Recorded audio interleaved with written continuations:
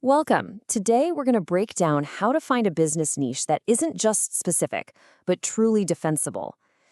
This is the real secret sauce, the thing that separates businesses that just blend in from those that build a real lasting advantage. Okay, before we jump in, just a quick but really important note.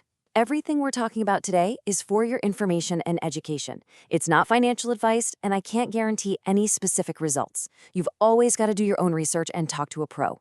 All right, with that out of the way, let's get into it.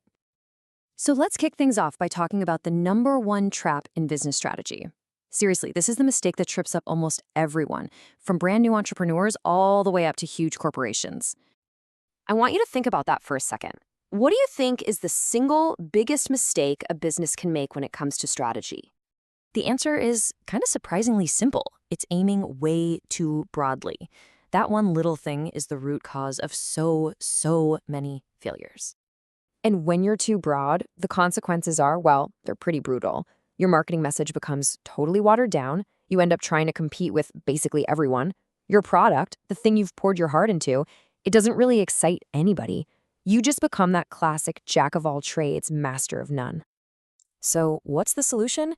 Is it to just shout louder? Spend more on ads? Nope.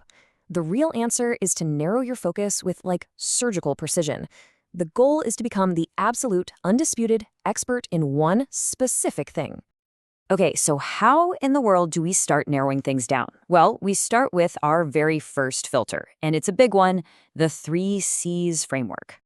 I want you to think of this as your strategic GPS. It's the tool that's going to help you find out where you actually belong in the market by looking at 3 key things. First up, you've got to look inward at your company. And this isn't just about what you're good at, it's about what you are uniquely good at.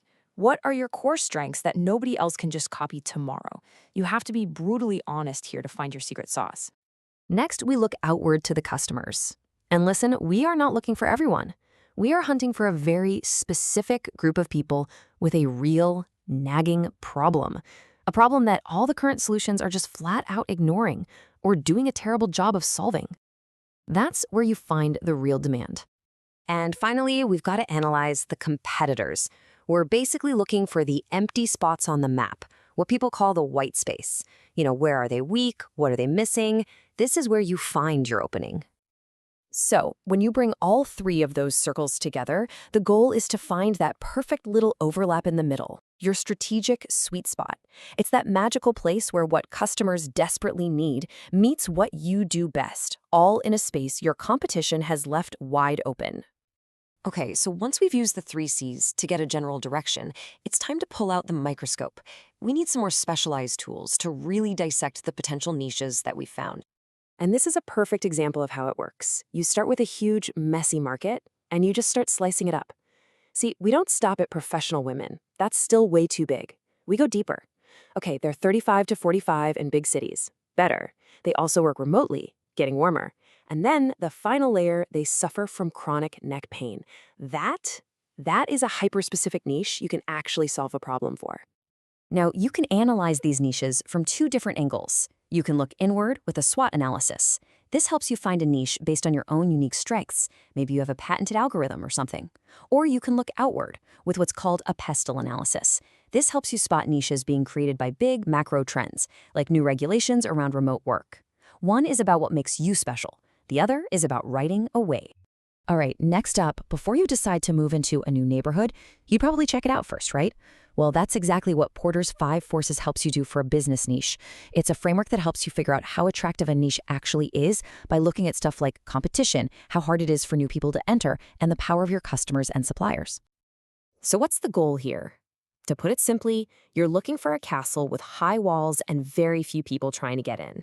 You want a space with low competition and high barriers to entry so you can actually build something without fighting for your life from day one.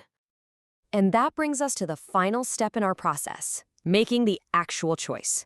You've done the tough analysis, you've narrowed down your options, and now it's time to make a decision based on data, not just gut feelings.